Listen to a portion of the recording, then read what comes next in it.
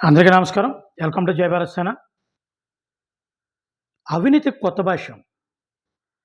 Election టైంలోనూ కూడా ఒక రాజకీయ నాయకుడు డబ్బుని రవాణా చేయాలంటే అనేక ఇబ్బందులు. ఎందుకంటే ప్రభుత్వంలో ఉన్నటువంటి పోలీసులు గానీ, ఎలక్షన్‌కి సంబంధించినటువంటి ఆఫీసర్లు గానీ రైడ్ చేసి డబ్బుల్ని బయటికి తీసే అవకాశాలు ఎక్కువుంటాయి. కానీ ప్రభుత్వానికి, అధికారంలో ఉన్న ప్రభుత్వానికి, ప్రభుత్వంలో ఉన్నటువంటి పెద్దలే సహకరించి ప్రభుత్వ వాహనాల్లో డబ్బులు ఒక ప్రభుత్వానికి గాని, ఒక పార్టీకి ప్రభుత్వం కంటే ఒక పార్టీ కొమ్ము కాసే విధంగా ప్రభుత్వ అధికారులే అంటే చేనే కంచె వేసే విధంగా చేస్తే ఇంకా వ్యవస్థ, ప్రజాస్వామ్య వ్యవస్థ ఎలా ఉంటుందండి? ఒకసారి ఆలోచించండి. ఇప్పుడు ఫోన్ ట్యాపింగ్ విషయంలో కానీ తెలంగాణలో జరుగుతున్న విధానాల్లో అక్కడ కొంతమంది ఆఫీసర్లు టాస్క్ ఫోర్స్ వాహనాల ద్వారా ఎక్కడైతే ఎలక్షన్లు జరుగుతున్నాయో అక్కడికి ప్రభుత్వ వాహనాల్లో డబ్బులు రవాణా. ఇంకా దాన్ని ఎవరు పట్టుకుంటారో? టాస్క్ ఫోర్సే డబ్బులు రవాణా చేస్తే ఇంకా వాళ్ళ మీద రైడ్ ఎవరు చేస్తారో?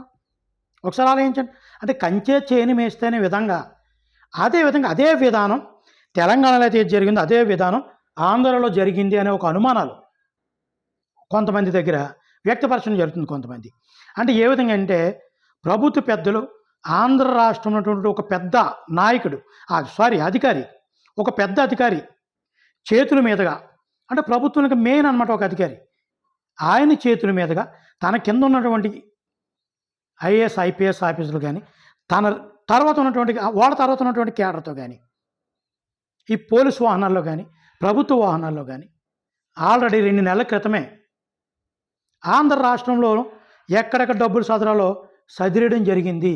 ప్రభుత్వ వాహనాల్లోనూ, ప్రభుత్వ కంటైనర్లోనూ డబ్బులు ఎక్కడికక్కడ సదిరేశారు. ఇప్పటికి కూడా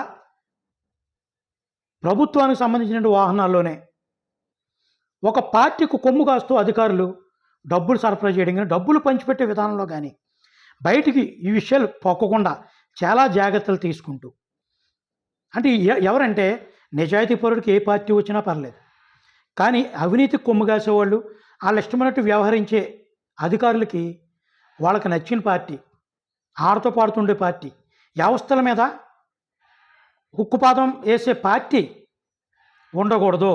మనకు నచ్చినట్టుగా ఉండాలి.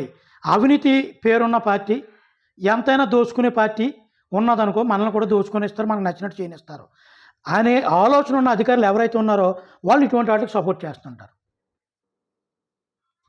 అందుకనే తెలంగాణలో ఒక్కసారి ఇక్కడ కానీ ప్రభుత్వం మారితే ఇవన్నీ బయటకు వచ్చి అలా సహకరించిన ప్రతి అధికారి కూడా దెబ్బతినే అవకాశాలు ఉన్నాయి.